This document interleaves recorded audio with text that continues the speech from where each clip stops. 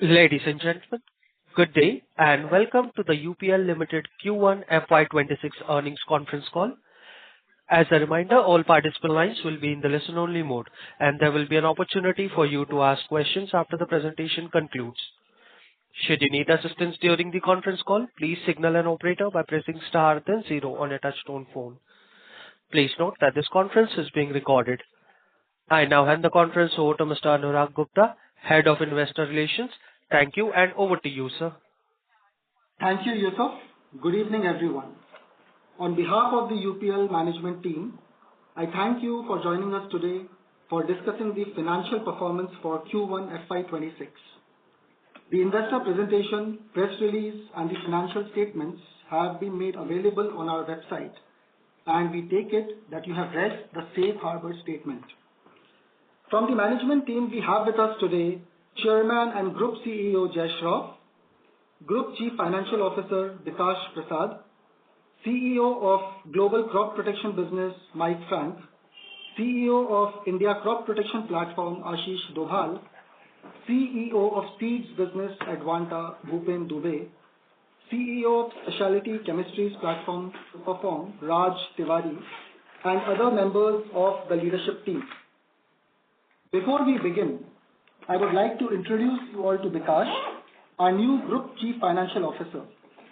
Bikash has joined UPL earlier this year in January and has officially taken over from the 1st of June 2025. Bikash will be taking us through the overall performance for UPL Limited for the quarter. This will be followed by Mike, who will share his detailed remarks on UPL Corporation, followed again by Bikash, who will cover the other platforms in brief. We will have the Q&A session post that. With that, I now hand it over to Bikash. Bikash, over to you. Thank you, Anurag. Good evening, everyone, and a very warm welcome to UPL's Q1 FY26 earnings call. Thank you for taking the time to join us today. Before presenting the financial highlights, I would like to take a moment to express my sincere gratitude for the opportunity provided to me to serve as the Group CFO of UPL. It is a privilege to join a company with such a distinguished legacy of growth, transformation, and innovation, and I am committed to advancing UPL's mission of sustainable value creation for all shareholders. Q1 presented a challenging macroeconomic landscape, particularly across Brazil and broader Latin American markets, where lower commodity prices led farm income stress, higher interest rates, and volatile currency continue to impact distributor performance. Additionally, ongoing geopolitical uncertainties, including concerns around US tariffs, continue to influence market sentiments and trade flows. Further, China oversupply-related AI pricing pressure continues to exacerbate overall business climate. Before we delve deeper into the financial performance, I would like to take and share key updates on our liquidity and ratings development. The first being prepayment of scheduled $250 million long-term loan due in September 2025, paid with a strong liquidity generation in Q4 FY 2025. Second, we exercised redemption of perpetual bonds at the first call, totaling $400 million in May 2025 earlier this year. The third update is the rights issue committee approving payment of the second and final call of rupee 180 per partly paid equity share aggregating to 1,688 crore or $200 million. This amount represents 50% of the total issue price of rupee 360 per share, comprising rupee 1 towards face value and rupee 179 towards share premium. The record date has been set as today, that is Friday, August 1st, 2025. We expect the proceeds to come in by end of September, subject to regulatory clearance. The final update is on the recent outlook upgrade by two global ratings agencies, Fitch and S&P, from negative to stable. I am pleased to add this is a strong endorsement of our financial resilience, strategic clarity, and commitment to sustainable value creation. Our actions reflect our continued focus on capital efficiency, deleveraging, and long-term stakeholder confidence. Starting with the Q1 FY26 performance overview, we had a strong start to this financial year 2026, delivering a robust first quarter. Our EBITDA reported a double-digit growth led by significant improvement in contribution margin. Additionally, we also improved on our leverage ratios while lowering our working capital, underscoring our financial discipline and relentless execution towards operational excellence. In Q1 FY26, we reported revenue of 9,216 crore, around 2% higher versus last year. This was driven by 1% increase in pricing and favorably supported by exchange impact. At the platform level, we reported double-digit growth in UPL SAS, our India crop protection business, which grew by 13% versus last year, and Advanta, which was up by 20%. I am pleased to share that the growth in both these platforms was driven by a mix of volume and pricing, indicating our strong market presence and good acceptability of our products. Supporting this growth was Superform, our newly rebranded super specialty chemicals platform, which was up by a robust 9% led by volumes. Our global crop protection business, UPL Corp, had some seasonality related challenges in Brazil, mainly in the insecticides volume, resulting in overall decline in the revenue by 3% versus last year. My colleague Mike will cover this in detail in his remarks. Among key reasons, growth was driven by India, up 21%, and was supported by North America and Europe, both of which grew by 8% each versus the previous year. This was partially offset by decline in Latin America, mainly Brazil, as highlighted earlier, and rest of world, where we faced some challenges on seeds and crop protection. Both these regions declined by 10% versus last year. Our contribution increased to 4,001 crore, a significant 12% jump versus last year. The margin was over 43%, an improvement of around 390 basis points versus previous year. This performance was driven by improved product mix, favorable pricing, apart from higher capacity utilization and lower input costs, mainly in the crop protection segment.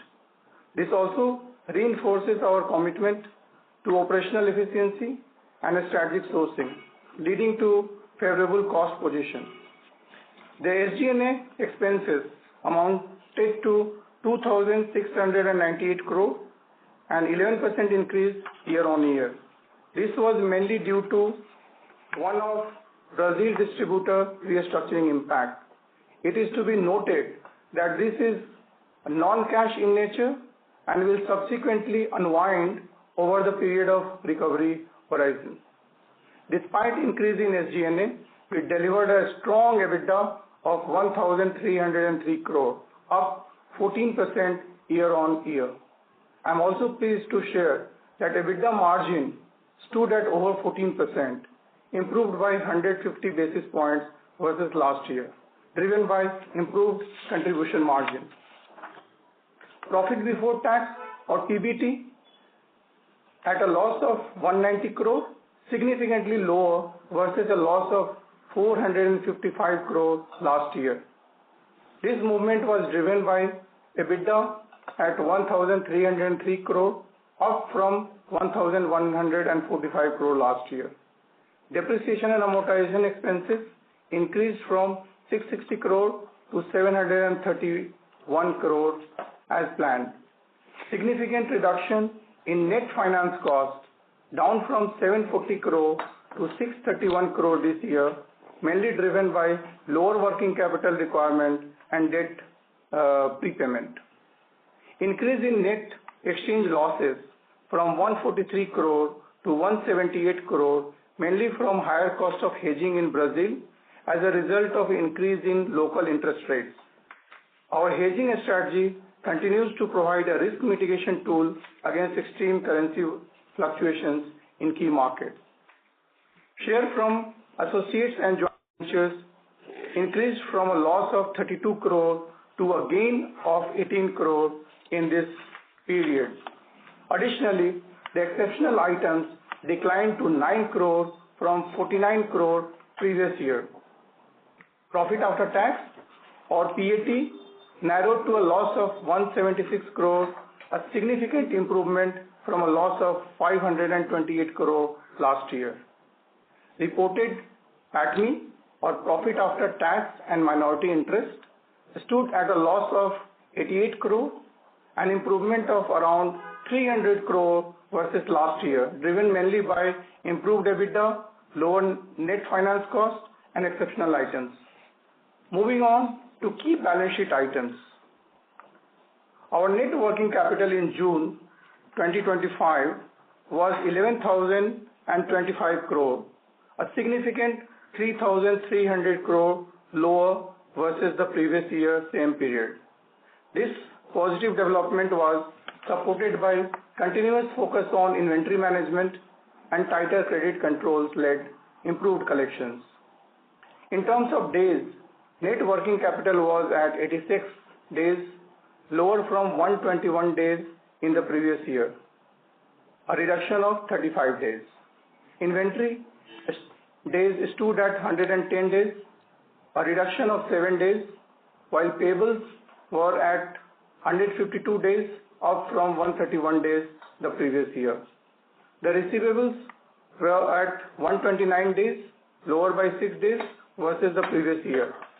We also saw a reduction in non-course factoring by around $45 million on year-on-year basis, equivalent to about 3 days lower in US dollar terms. Moving on to the net debt. As of June 2025, net debt stood at 21,371 crore or $2,492 million, reflecting a reduction of 6,129 crore or $806 million compared to 27,500 crore or $3.298 billion in June 2024.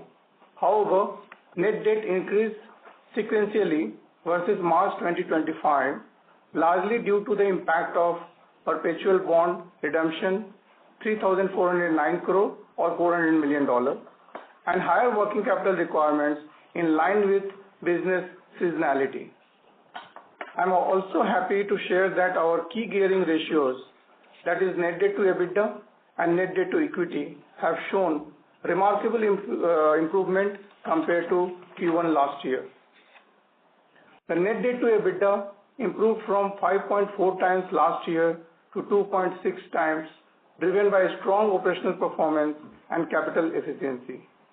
This ratio was at 1.7 times in March 2025 due to seasonality-led higher collections in that period. Simultaneously, the net debt to equity ratio improved from 0.9 times to 0.6 times versus last year.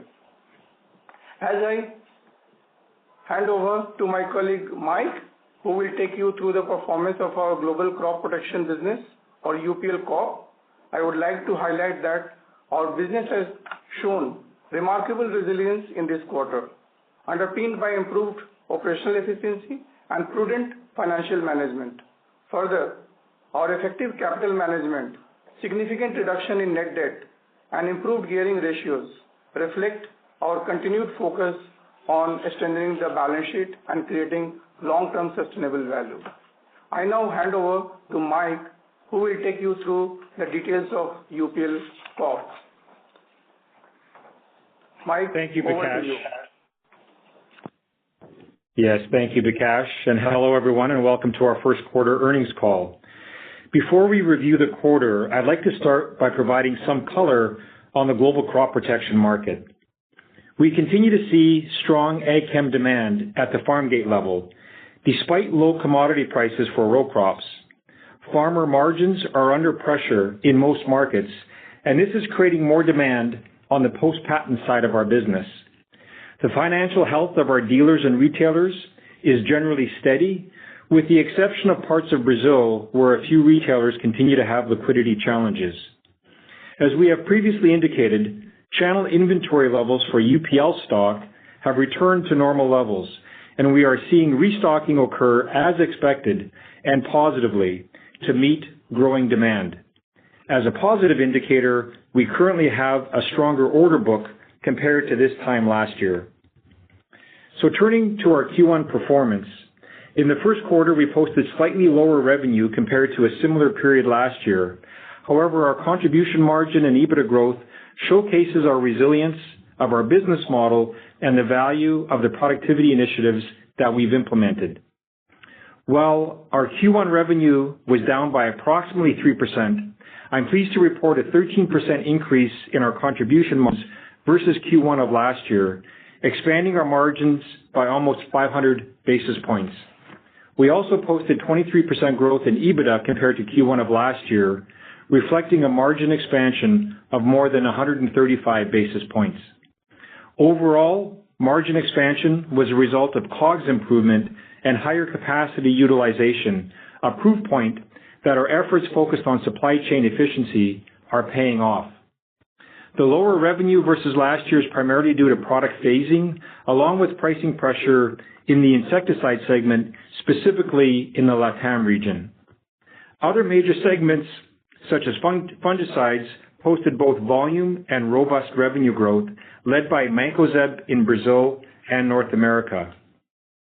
Herbicides benefited from volume and revenue growth, resulting from strong in-season demand for key products such as clethodim and metribuzin in Brazil, Europe, and North America. Our insecticides portfolio in the first quarter faced seasonal headwinds due to pricing pressures, particularly in Brazil, and some product phasing closer to use, as I mentioned earlier. Our NPP Biosolutions business benefited from a mix of improved pricing as well as higher volumes led by Europe. Turning to our SG&A, we continue our strong discipline on discretionary spend. However, as mentioned by Bikash, we had a key distributor in Brazil phase their payment plan as part of an extrajudicial process, which created a $13 million ECL accrual impacting this quarter's result. This is a non-cash impact, and we do expect it to unwind over the recovery period. Let's now review the Q1 performance for our regions. In Latin America, our revenue declined by approximately 12%. As already indicated, Brazil was impacted by pricing pressure on some molecules, as well as a shift in phasing of some of our products from Q1 to Q2. We are optimistic that our focus on operational efficiencies through strong execution and adoption of a sellout model, coupled with our increased customer focus and strong product portfolio, we will see a recovery in Q2 in LATAM with good growth in the second half of the year. In North America, we grew by 6% versus last year. This region continues to experience strong in-season demand for our products, with normal to low levels of channel inventories. Our growth was driven by a robust herbicide portfolio with molecules like metribuzin, clethodim, and S-metolachlor exceeding last year's Q1 sales. We also posted higher revenue from key molecules such as Mancozeb and acephate. Turning to Europe, our quarterly performance 5% over the previous year. Revenue growth was driven by higher volumes in key herbicides such as flufenicet and supported by fungicides such as Captan, as well as growth in thiopron, which is a biofungicide product that sits within our NPP portfolio. We continue to see high growth, specifically in Germany, Italy, Belgium, and Spain. In Africa and Asia Pacific, we posted commendable growth in markets such as Indonesia, Japan, and both Eastern and Western Africa. However, this was offset with headwinds primarily related to pricing in China and a few other markets, resulting in a net 2% lower revenue compared to the same quarter last year. Turning to our outlook for the second quarter and the full year, we remain confident in our growth targets for FY26, and as we indicated in our Capital Markets Day presentation in May, the growth this year will be weighted towards the second half of the year. From an SG&A perspective, we are continually leveraging tools and technology to transform how we operate across all functions, improving our operating model and driving efficiency throughout the enterprise. Our focus on cash generation continues, and we are optimizing our inventories and driving best-in-class working capital management, as you can see in the results. On the marketing excellence front, we continue to strengthen our new product pipeline, positioning ourselves firmly to deliver on our commitment of $130 million of new revenue from product launches this year, mostly coming in the second half of the year. In closing, I want to thank our team for their unwavering dedication and our valued channel partners for this quarter's performance. I'm confident that we will achieve robust growth in both revenue and margin as the year progresses. With that, I'll now hand it back to Bikash, who will take you through the performance of our other platforms. Thank you, Mike. Let me now also provide a quick update on our other three platforms, which are our India crop protection business, or UPL SAS. Second, Advanta, our seeds platform. And third, our specialty chemicals focused platform, Superform. At UPL SAS, we posted a strong quarter with revenue growing by a robust 13% versus last year, led by a strong 9% growth in volume and supported by 4% improved pricing. This was driven by herbicides and supported by favorable season. Further, our successful new launches such as Centurion Easy and Canora Easy also supported improvement in product mix. Our contribution margin was 32.7%, up by around 450 basis points and led by a favorable mix. This also drove EBITDA margin to 22.3%, an improvement of 540 basis points. Advanta, our seeds platform, delivered double-digit revenue growth year-on-year, fueled by robust volume expansion of 12%. Key contributors to this growth included corn in India and Thailand, as well as grain sorghum and sunflower in Argentina. A strong price increase helped mitigate the impact of higher production costs and lower recoveries in Thailand. Despite overall margin pressure and increased investments for new market entries and product launches, our platform EBITDA rose by 5%. Superform's growth was primarily driven by higher volume. Our super specialty chemicals, or SSCs segment, grew by a strong 21% versus last year. The platform reported 50 basis point improvement in contribution margin at 24.9%, driving its EBITDA up by a strong 7% versus last year. I would also like to take this opportunity to highlight that our robust financials and business performance have been enabled by our continued focus on the sustainable initiatives and actions.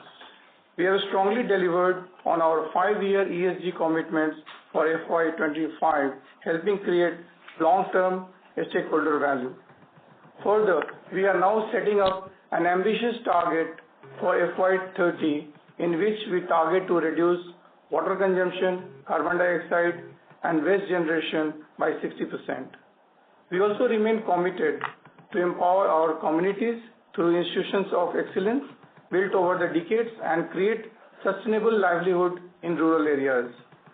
Whether it is endangered species conservation, forestry initiatives, or water savings, we remain committed to protect and uphold our biodiversity.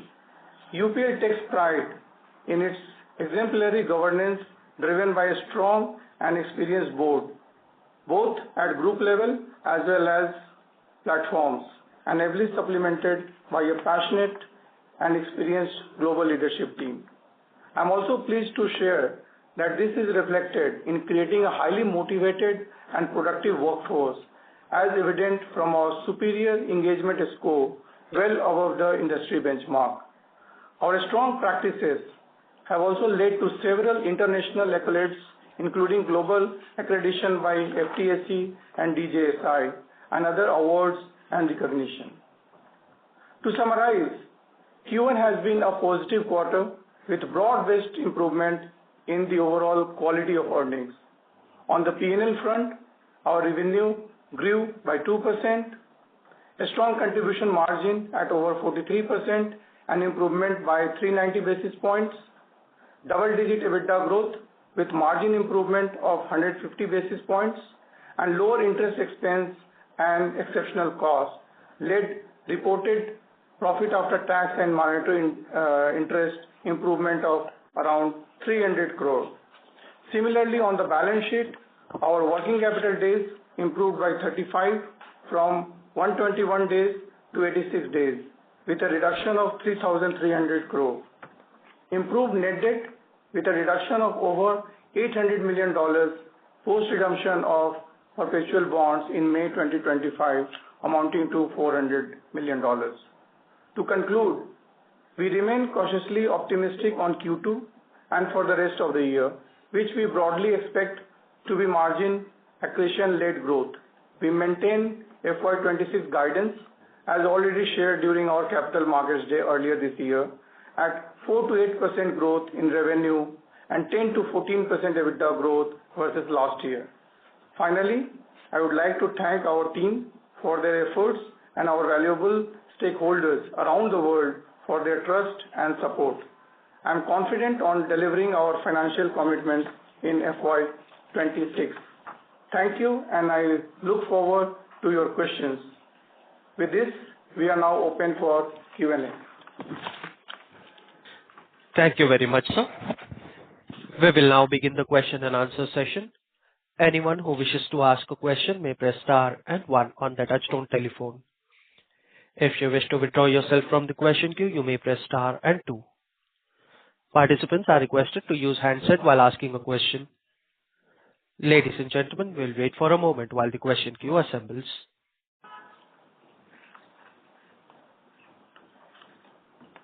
First question is from the line of Saurabh Jain from HSBC. Please go ahead. Yeah, thank you, gentlemen, for the opportunity. Good performance, I would say, in most of the businesses. I have a few questions relating to the recent industry developments. The first thing, recently China has kind of been looking to introduce certain measures in terms of trying to support the chemical prices, wherein they wish to kind of, take some old capacities out of the system. Given that you also have a fair presence in China, what would be your take on the situation? How these measures, you see, can they create a meaningful impact on the pricing? And any views over there would be helpful. Yeah, hello, Saurabh. Thank you for the question. It's Mike here. Look, as we are continuing to experience, from China, I would say overcapacity continues. And the pricing that we've seen over the last 18 months is also, quite similar. There's a few products where we're starting to see, I would say, some green shoots where, either there's been some reduction in capacity or some consolidation. And so we are seeing a few products where prices are starting to increase. But generally speaking, at this point in time, we're not seeing, a significant movement in pricing. Our base plan this year assumes that pricing remains consistent out of China. Obviously, if there is further actions, that would be upside to our business case. As you can see from the growth in our contribution margins, we are very competitive with our manufacturing capability to compete even at these low prices. And if there is any improvement going forward, that'll be constructive to our margins. Can you share some more details over here? Which products you are noticing price increase? And if possible, have you taken any price increase in any of your key molecules in China or globally? Yeah, I would say there's a couple of key molecules in our portfolio where we've seen some increase in price. One would be clethodim, another one would be mancozeb, where we are starting to see some prices increase out of China, which is giving us the opportunity to also review our prices in the marketplace around the world, which we are doing. So those would be a couple of examples that are important to our portfolio. Maybe the third one would be S-metolachlor, which is also a significant product for us. We're also seeing prices out of China start to increase in S-metolachlor. So those would be a couple of examples of where we're seeing, again, some what I would call green, what we're seeing from China. Okay. So the price increases, is it already a part of your 1Q results, or it has been more of a recent action which will be reflected in 2Q? Yeah, I would say a little bit of both. Obviously, Q1 for our global crop protection is a small quarter. It only represents, about 15 or 16% of our full year. So, that is one aspect to consider. I would say, throughout Q1, specifically with S-metolachlor and with mancozeb, the prices have strengthened as we've gone through Q1. So I would say the opportunity on pricing is presenting itself as we go through the rest of the year more so than Q1. Understood. My second question is regarding your seed business. So the last transaction, the Advanta transaction, we had raised about $100 million, which was supposed to be funding the future growth of Advanta. So, keeping that in mind and also thinking about some of the recent news reports wherein one of the global ag major new farm, they have explicitly highlighted they are looking to, divest their seed businesses, which is branded as new seeds. So, can you give some color, because there was some chatter that UPL has shown interest in terms of looking to acquire the seed business of new farm. So any clarity on that side will be very helpful. Bhupen, would you want to answer that question? Yeah, sure. Thank you so much. Thank you for the question. We also heard the same, the chatter on the media. Advanta, very similar to our parent UPL, continues to explore inorganic options as part of our core strategy. You are very much aware about it. Hence, we diligently scout for assets that are a great fit for our portfolio as a routine part of our business. Now that you mention it, a new seed is an interesting asset, given its geographic spread and portfolio offering. Moreover, it also fits well with Advanta in terms of revenue and cost synergies. However, there is a significant litigation ongoing between two companies, which centers around the enforcement of the license agreement and some critical intellectual property.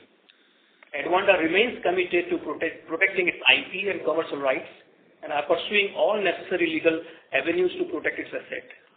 The matter is ultimately set for trial, scheduled for next year in Federal Court of Australia. Lastly, since the matter is currently sub judice, we are restricted in terms of sharing our further information in this regard. What we can confirm is that we are... Sorry to interrupt, sir. Your voice is not coming. You are not audible, sir. We have lost the connection for Bhupen, sir. Vikash, can you just provide some color to that, as Bhupen was mentioning? Could you just conclude that as well, your thoughts? Sure, Anurag. As Bhupen was saying that the matter is ultimately set for trial, which is scheduled for next year in the Federal Court of Australia. Since the matter is currently sub judice, we are restricted in terms of sharing any further information in this regard. What we can confirm is that we are unable to explore this specific opportunity until the litigation is finalized. Over to you, Anurag. Next question, please. Yeah. So I had a follow-up over here. So what is the future, growth track of Advanta? How we should see this business growing? And your $100 million, where you see an appropriate use of that money? Bhupen, are you there? No, sir, his line is not connected. No problem. I'll take it later then. Thank you so much, and I'll join back the queue. Thanks, Saurabh. Thanks. Thank you. Next question is from the line of Aditya Jhawar from Investec. Please go ahead. Hi. Thanks for the opportunity. Just, wanted some sense on the recent tariff announcement that how is UPL positioned from exporting from India to the U.S. market? Which are the, categories of a product which would be exempted, and for which category, what percentage of revenue would be impacted? And how is our competition placed, whether in China or in the domestic U.S. manufacturing, specifically on those products where we are exposed to tariff? Mike, could you answer that, please? Yeah, sure. Thanks, Adit. So firstly, I would say, obviously this is pretty fresh news of the 25% tariff. If you go back to April timeframe, the original announcement was 26% tariffs on India. And so this was definitely part of our planning scenario. I would say, firstly and most importantly, we don't expect it to have a material impact on our business, either positive or negative. We continue to have at this point in time, a beneficial comparative tariff rate versus the Chinese competitors and producers, at 25% in India versus, roughly 55% from China. The other thing to take into consideration, as you mentioned, is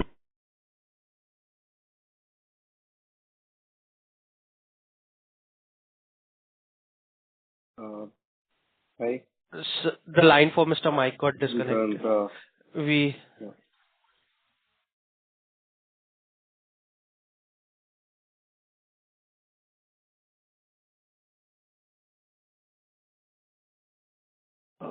Vikas, I think Mike got disconnected. Could you share your thoughts on this, please?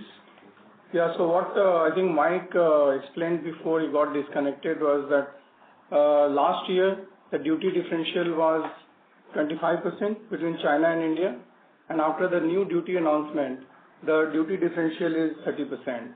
So still we are better off compared to the last year. However, as an organization, we always anticipated and planned for this scenario, and therefore this recent announcement doesn't change our financial outcome expectations for this year. For our USA market, the new crop year prices will be announced in the coming weeks, and this tariff will be a consideration in our pricing decisions. Yeah. So but what percentage of our portfolio of North America is exposed to tariff, and is there competition outside China where possibly there is a lower tariff, whether it's Vietnam or the domestic supply? So I think our exposure will be less than 10%. Our total North America? Yeah, total North America, if you look at our turnover, is between say $600 to $700 million. And out of that, what is getting exposed to this tariff will be less than 10%.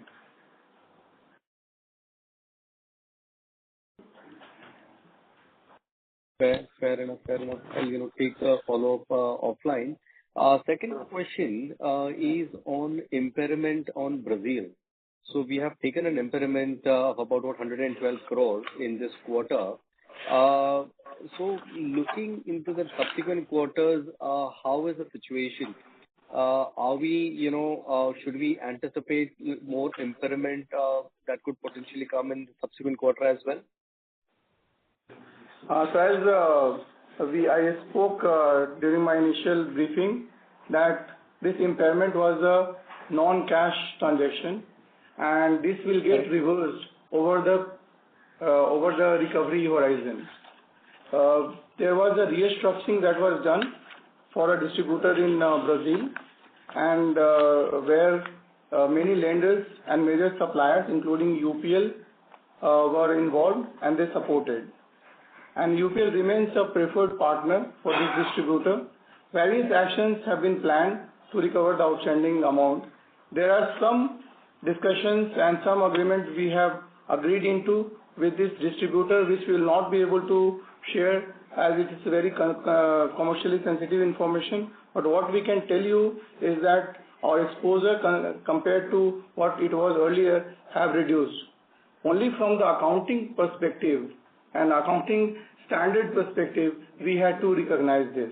But overall, our net credit exposure have been reduced.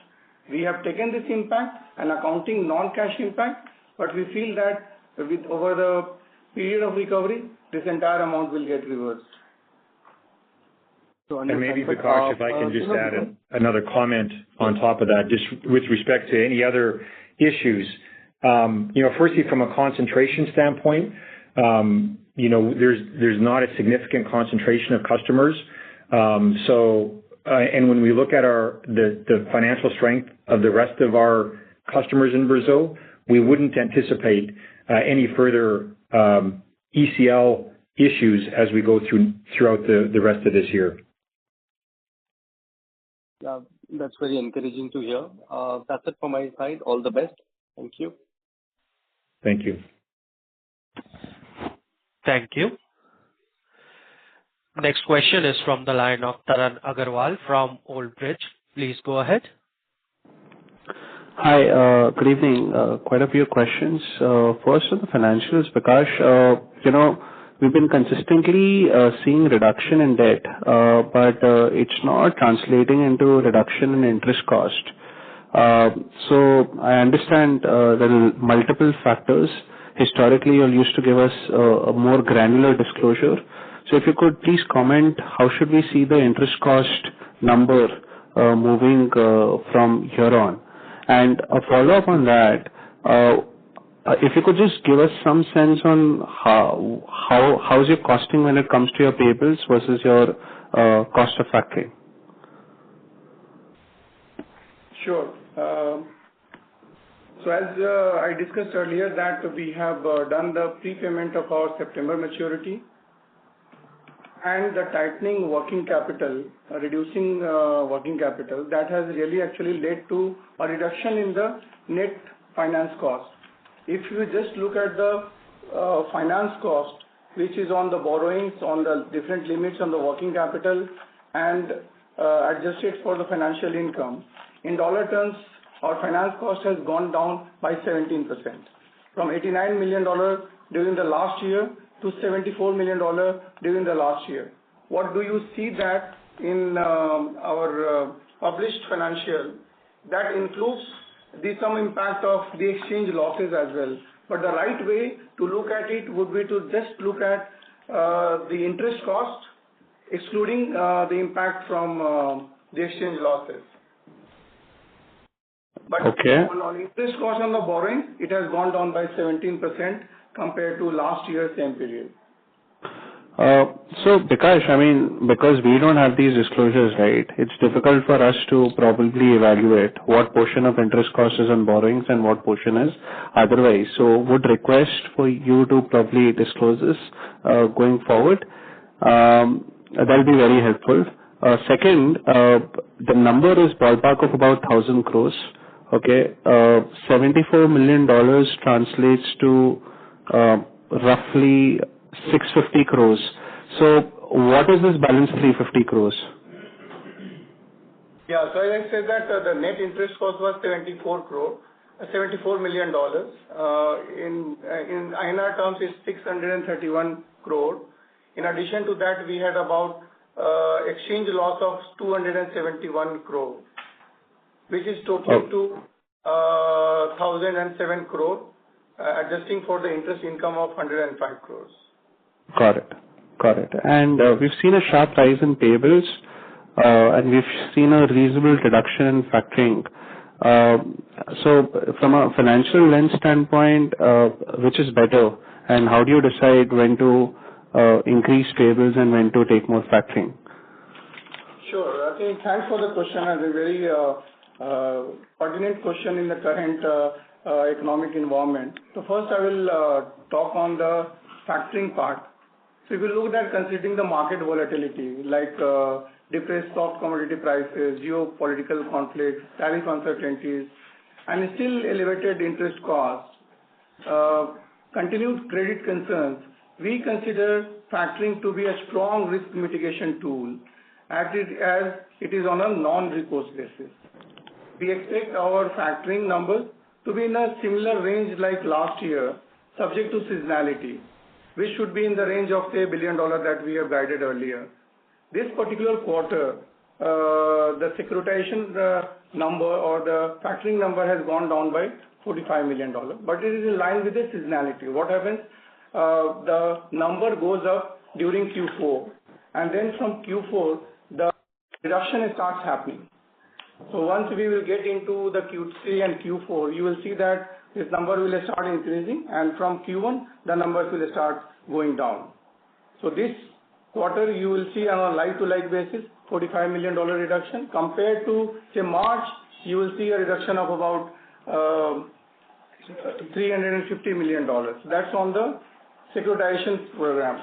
The second, I think, again, good question you asked on the payables, that how do we look at and what is the pricing that additionally we are paying on the payables front. I mean, looking at our strong performance in the last few quarters, last years, and continued a strong performance in Q1, now the suppliers are willing to give us much better terms. And the number of days they are giving higher terms, as well as the pricing, we are able to get better from them.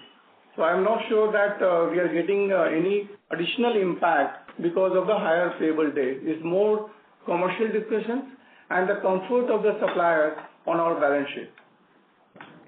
Got it. That helps. Mike, in your opening address, you did call out that you're looking at a stronger order book at this time of the year versus the same time last year. Was it specifically for your Latin America business, or is pervasive across geographies? Yeah, good question. So, yeah, primarily the order book concept is a Latin America concept, specifically in Brazil, where, typically the dealers and retailers at this point in time of the year are negotiating terms for the upcoming season and then placing orders. So that's where we carry a significant order book. And so, yeah, it would be geared towards that specific region. Okay. In Europe, Mike, if I adjust for the currency depreciation, because rupees depreciated materially this quarter, the European business in euro terms has been broadly flattish. While I understand, Q4 of financial year and Q1 of financial year, these are really the March quarter and the June quarter are the bigger quarters. But if I just look at the June quarter, in euro terms, it's broadly flat. So how should I look at it? Should I just look at the June quarter, or is it more prudent to look at it on those two quarters together?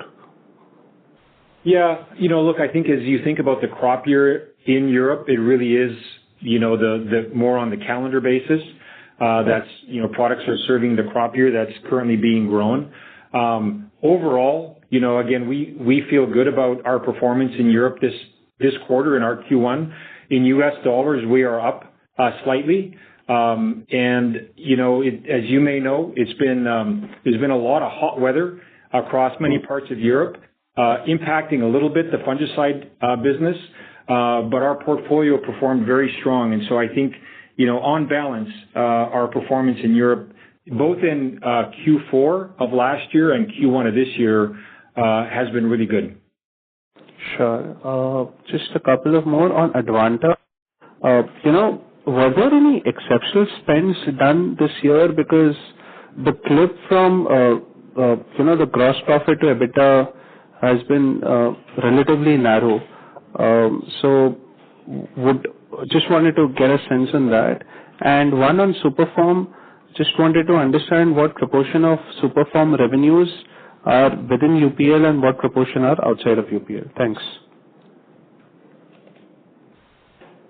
Bhupen, are you there? Very much here. Thanks, Bhupen. Could you take the first question, please? Yeah. Yeah, sure. So thank you again for your question. I think there are two important elements contributed to this phenomena. Number one is the cost of procurement of raw seed has gone up. You must have seen in this couple of countries, we have the corn prices are quite fast, the non-GM tropical yellow corn segment. And second was the recovery from a raw corn to the fresh packed one. The recovery also has declined because the time of harvest, there was some rain in some countries, and that had impacted our yield recovery. So that phenomena is reflected in that difference. Going forward, I think things are likely to be improving significantly in quarter 2. Yeah, Bhupen, that gets captured in gross margin, right? But if you see your gross profit increased by 15%, but your EBITDA growth's been about 5%. So to give some numbers, your gross profit increased by about 90 crores, EBITDA increased by about 12 crores. So there's about 78 crores that got spent in between, which is what I was coming to.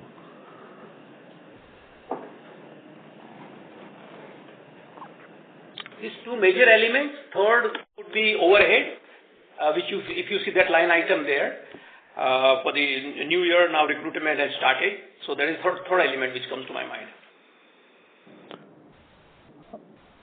Okay, so would it be more one-time in nature in your view? I mean, how should we see it? I mean, for the full year, if one were to look at it. So this element which I indicated is one time in nature because already taken care of in terms of the finished good inventory which are already ready in our factory. So that part of it, the overhead part of it, there are two components in terms of the permanent employees and the seasonal employees. Since the permanent employees are part of our capacity building for next 3-4 quarters, which is regular activity which happens in quarter 1. But seasonal employees, which are there for its time of harvesting, packaging, etc. in the plant, that will now come down. In a month or so, it will start, that element will come down. Sure. Thanks, Bhupen. Last one, Superform. Raj, could you please take that question? Yeah, sure. So on Superform, I think your question was related to how much is the UPL part of the business and how much. So our anchor customer business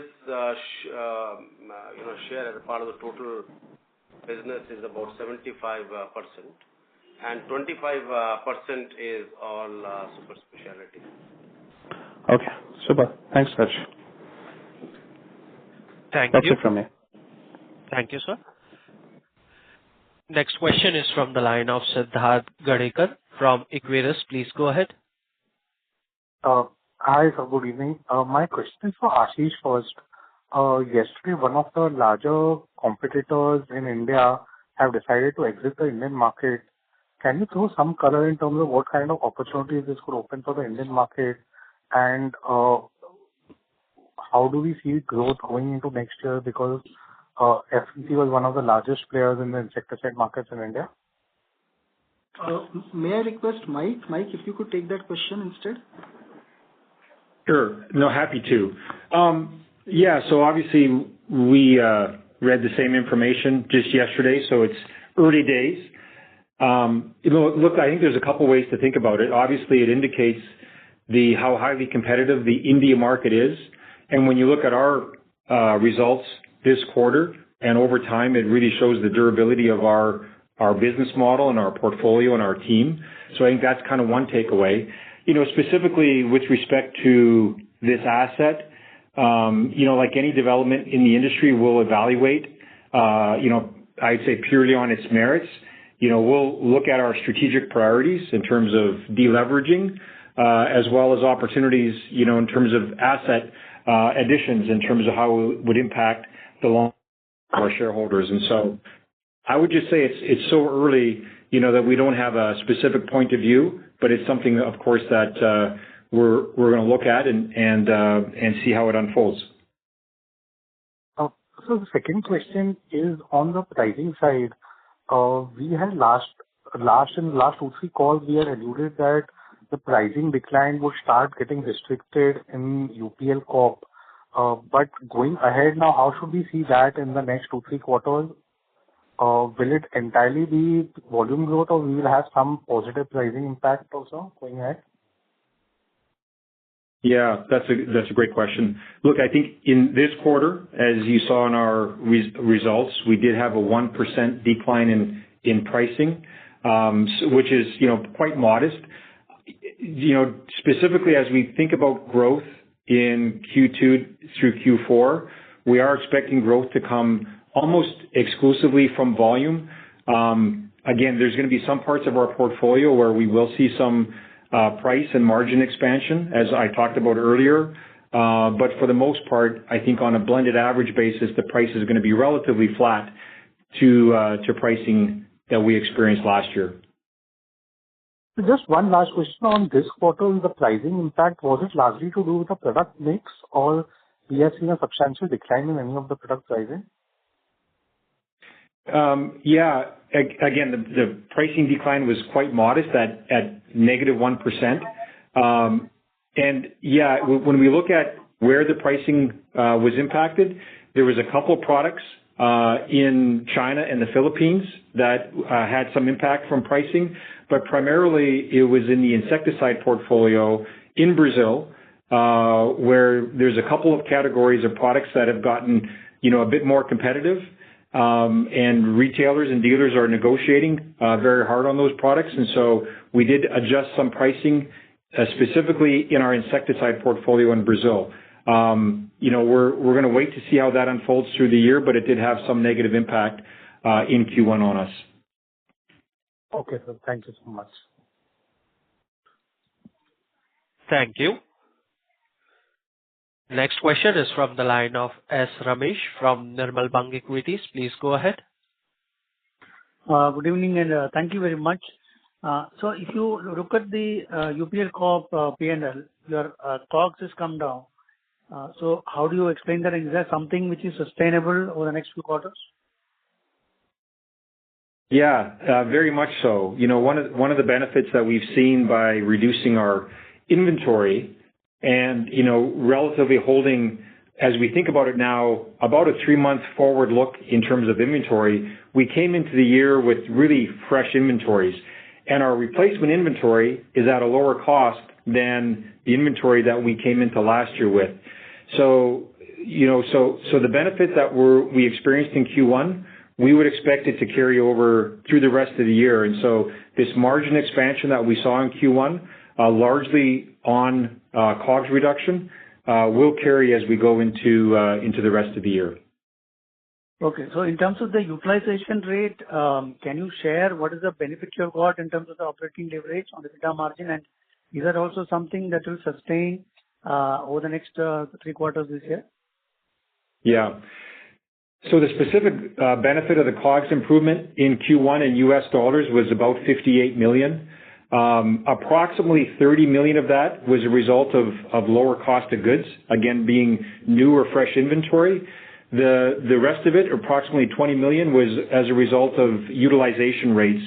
Again, if you think about last year, as we really managed our inventory down, we were reducing our production, throughout the year, but especially in the first half of the year. And so as we've now started to ramp up our production and our plants back to normal levels, we're seeing the benefit of that come through the income statement. And now on the housekeeping, if you look at the reversal of the mark-to-market on receivables and payables, that's a positive of 93 crores or 930 million rupees. So is that something which is sustainable, or will it again go back to a negative number? What is the trend there? Vikash, I'll turn that to you. Yeah, sure. So then the FX has 2 components. The first is revaluation on the balance sheet, revaluation of the balance sheet, which is mainly the trade receivables, trade payables that we have to do end of each month, each quarter. The second component is the realized and unrealized losses on all our borrowings or any other loans or intercompany loans that is there. So there are 2 components. From the numbers perspective, what appears in the P&L, it's splitted. Part of it on the balance sheet part, you can see it on the face of the P&L, which is minus 93 crores compared to, say, 45 crore of last year. And the second component, which is the realized and unrealized losses on the borrowings and the loan, which I just briefed earlier, is included in part of under finance cost. So almost 271 crore is included under finance cost. So if we want to look at it, we have to combine the two to understand the net impact. So while the 271 is included under finance cost, 93 crores credit is sitting on a separate line item. So my recommendation would be that we should look at combining the two and then looking at it. From a FX policy point of view, we'll clearly say that we have a very robust FX policy in place, and we cover our short-term FX exposure, the working capital exposure regularly through the various structures that we have, either foreign exchange covers or NDFs where we are not able to get covers in a country. And the cost of hedging is the cost of doing business in these geographies, which is effectively passed on to the market. So one leg is sitting, say, on the FX, the corresponding leg or the adjustment has to happen through the pricing. But the way our Indian accounting standard is that we have to look at these two separately. From generally a presentation point of view and all that, most of the other organizations will look at it in line with the turnover and the EBITDA that we are making. But just to answer your question, there is a debit balance sitting under the finance cost amounting to 271 crore, and this is going to be always there. So FX impact will always be there. It's not there one time. It will always be there. We operate in different jurisdictions. Depending upon the jurisdictions, the volatility can be different. So we are, say, present in all the Francophone countries in Africa. The euros are, the local currency CFA is pegged to euro. There is no volatility between the local currency and euro. And then euro dollar we cover separately. If you go to Europe, again, it's a very stable, and we do take cover between euro and dollars. And when it comes to some of the emerging markets like LATAM or the Anglophone part of Africa or some of the countries in Southeast Africa, when we say export stocks to those markets, against those in inventory, we will have intercompany payable or third-party dollar payable. And when we sell, suppose during this period, if the currency has moved from the historical rate to, say, a new rate, that will go to the FX line item. However, as the business, we always look at what is the currency appreciation or depreciation that has happened, and that corresponding impact ideally should be passed on to the market through the sales price. There might be a lag, and we might not be able to sometimes fully pass on to the impact to the market also, but then we will look at it between how we do our pricing decisions and what is the impact coming at the FX line item. Only just looking at the FX line item will not give you a true picture, because the corresponding impact is also sitting it through the increased EBITDA line item. And if you just combine the two line items of FX cost in this particular quarter, it has slightly gone up compared to the last year, from $17 million to $21 million. And this cost has gone up because the cost of borrowing in Brazil has slightly gone up, and similarly in some of the other emerging markets, the local borrowing costs have gone up, considering the volatility and still higher inflation rate in some of these markets. And this is nothing but reflecting the local cost of financing. Today, when we say export our products to those countries, the payables are in dollar. Now we have two options. Either we continue our exposure in dollar at, say, 6-7% dollar rate, or we move to the local borrowings rate. And different countries will have a different rate. Like, say, Brazil will have now 15-16%. So there's always a choice between your interest arbitrage between the dollar rate and the local financing rate and the currency devaluation. In these emerging markets, we don't want to take any exposure, and hence we remain fully hedged. And for remaining fully hedged, we have to pay for the cost of hedging, which is nothing but the interest rate differential between the dollar financing rate and the local financing rate. And then obviously it is consideration while taking the pricing decisions, which will reflect in the EBITDA. I know it's a complex topic, but probably sometimes we can take it offline and we can discuss it much more in detail. Thank you, sir. So the line for the current participant is disconnected, so we'll move to the next participant. The next question is from the line of Abhijit Akela from Kotak Securities. Please go ahead. Good evening. Thank you so much. Just a couple from my side. One is, within the cost of goods sold line, seems like there's been a significant increase in the inventory built up. It seems to be about 2,200 crores. This is footnote number 8 I'm looking at. Just what exactly was the thought process there? And then should we expect that the production rate at our plants will actually, come down a little bit, slow down a little bit in the next quarter or two as we digest this inventory? Raj, do you want to take that question? Yes, Mike. So Raj here. So, if you look at our business, quarter one, quarter two is where, and, part of quarter three as well, where we have an inventory build up. And then over December, January, February, March, you'll find that, because that's where some of the bigger geography, the seasons are there when everything gets sold. So this is nothing unusual. This is part of, normal business. Also, if you look at our capacity utilization perspective, the best capacity utilizations are in quarter one, quarter two, quarter three. And quarter four, generally, depending upon the demand aspect at that point in time, we adjust our, plant output in quarter four. So this is nothing unusual. We don't have a very large inventory build up like it used to happen. I mean, it used to be, earlier. The forward cover is only about 90 days. Got it. Thank you. The second thing was just on the impairment loss item. So 192 crores is shown on the face of the P&L. We've described this 112 crore item pertaining to the Brazilian distributor. What would the remaining 80 crores have been attributable to?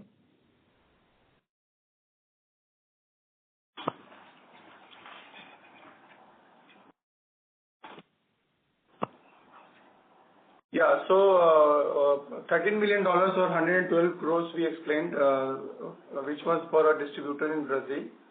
The remaining is, I will say, broadly similar to what we had last year. We had some ECL provisions in Africa, in LATAM.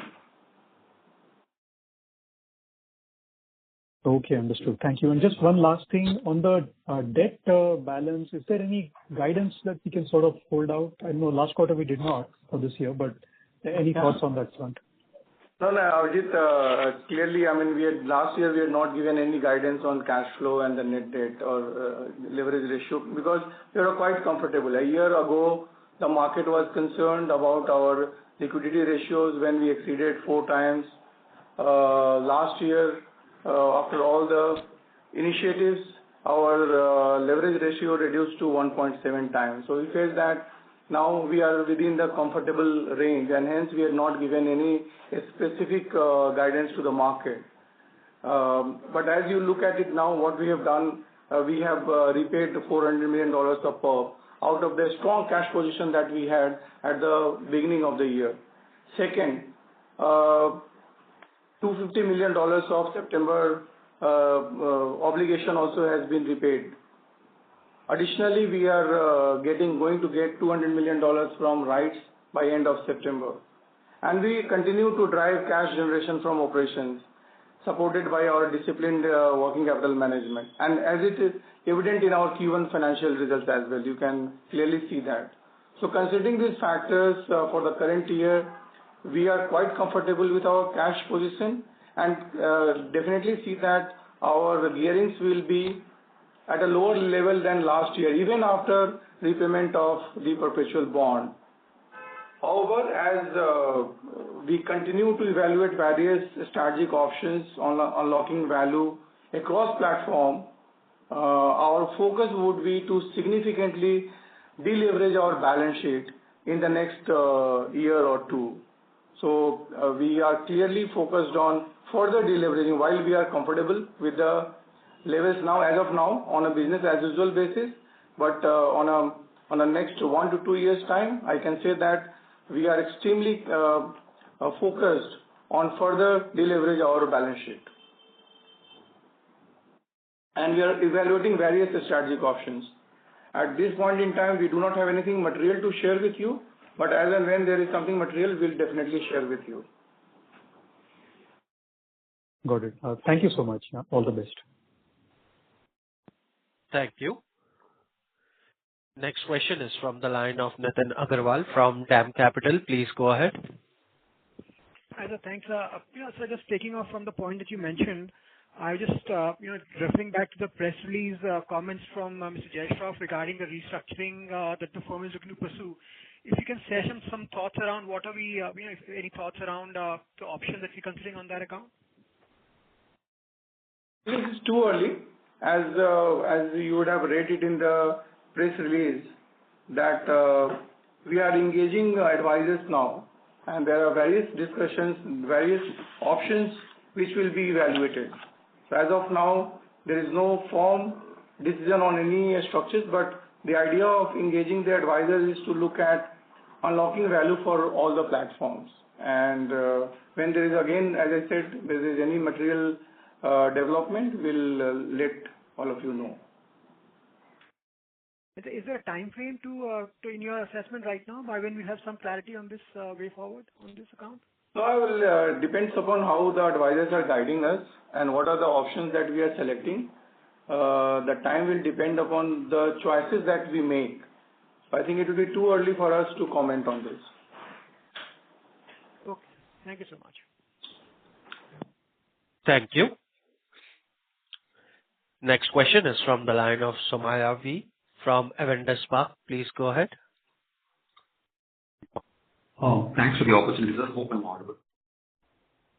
Yes, you are. Please go ahead. Yeah, thanks. Mike, just wanted to understand in terms of the season progress, both in US and LATAM, your thoughts on that, how it's kind of progressing. That's one. And second question is on the farm economics. So this has been a bit subdued almost a year after from CY 22-23 coming off. Is it because the produce is so high, the acreages have been doing well, or is it because of demand?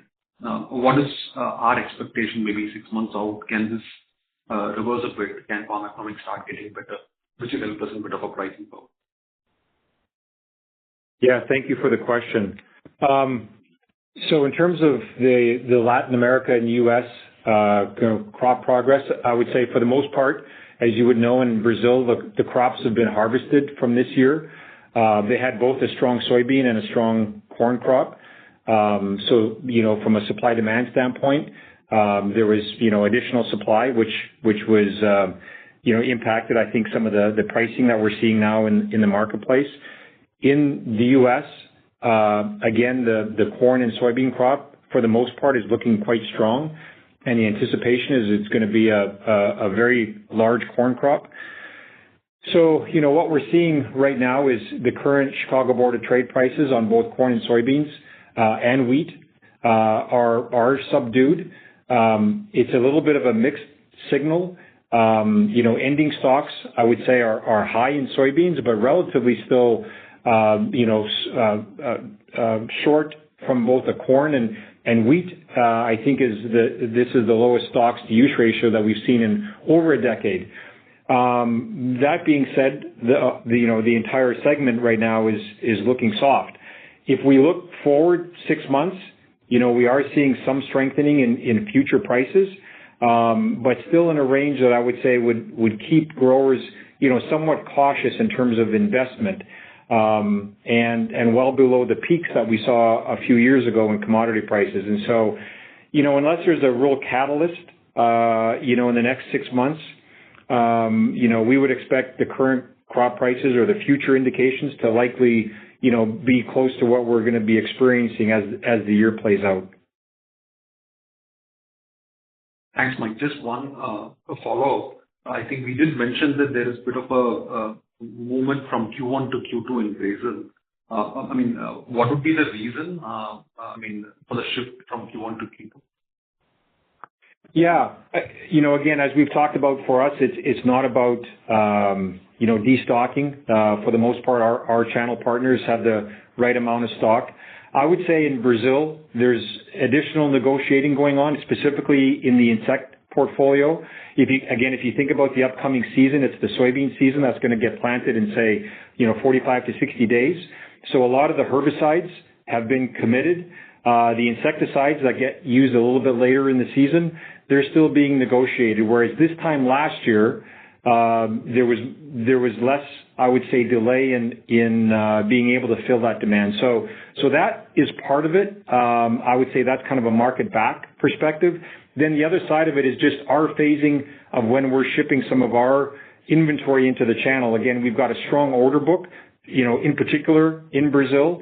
And so, we are purposely phasing just to manage our working capital. We're phasing some of the business into Q2. And so that's what gives us a lot of confidence as we look forward to Q2 and beyond, where we can see a good growth opportunity in some of these markets that had a little bit of degrowth in Q1 for us, specifically in Latin America. Thanks, Mike. That's helpful. Very good. Thank you. Thank you. Next follow-up question is from the line of S. Ramesh from Nirmal Bang Equities. Please go ahead. Thank you very much for the follow-up. So, if you look at your segment numbers across the various platforms, the EBITDA adds up to a number which is lower than the consolidated EBITDA of 1303. I get a number of 1238 versus the consolidated reported EBITDA of 1303. So, if you can reconcile that will be useful. So that, if somebody wants to do a valuation across the verticals, it helps them. And secondly, if you look at your segment numbers, there is an on-agro revenue of 639 crores. Is that part of the external business that you do in Superform? What exactly is that?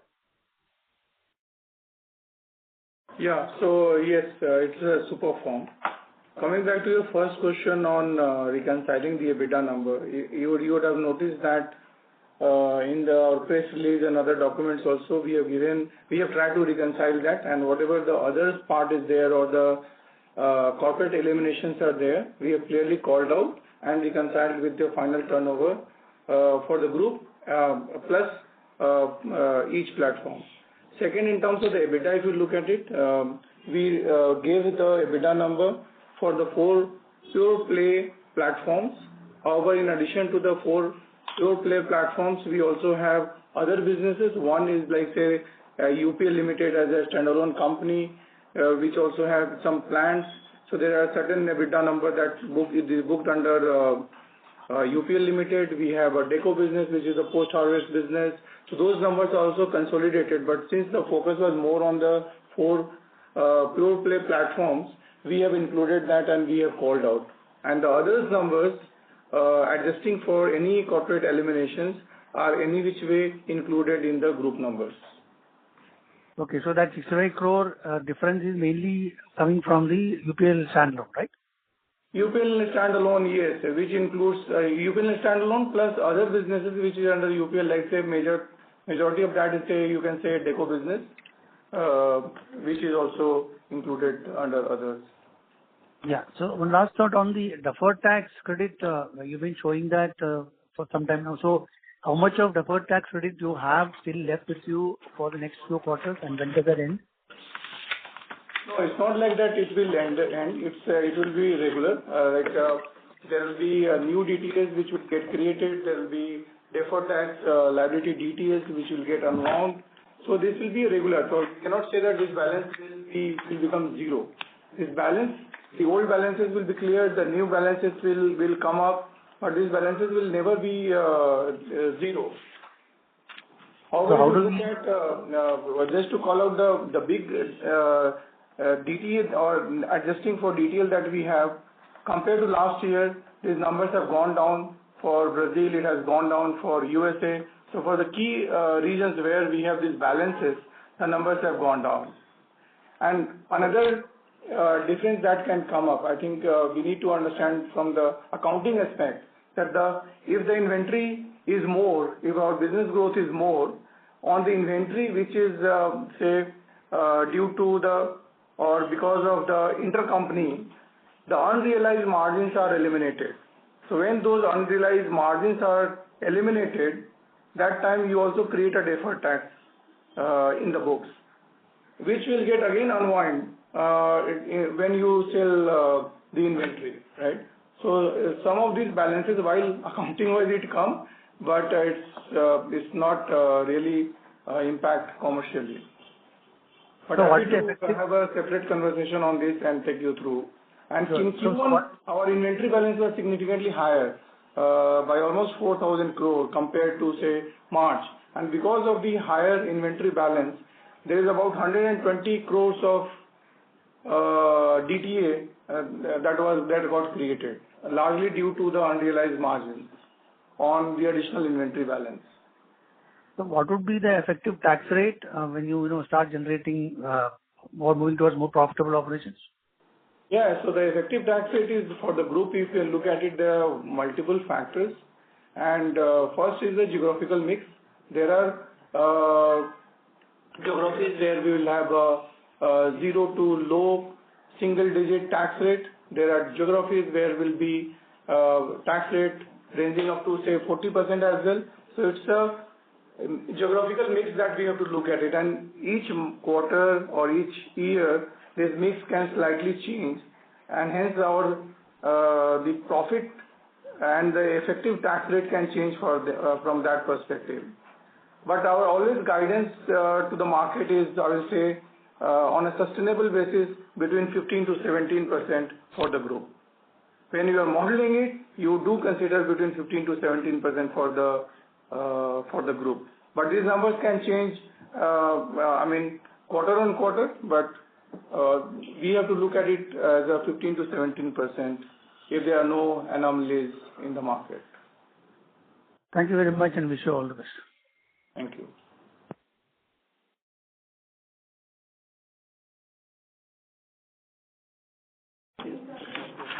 So I think we had all the participants, had to ask their questions. I think they have asked it. So thank you very much. And on behalf of UPL Limited, that concludes this conference. Thank you all for joining us. You may now disconnect your lines. Thank you. Thank you, everyone. Thank you, sir.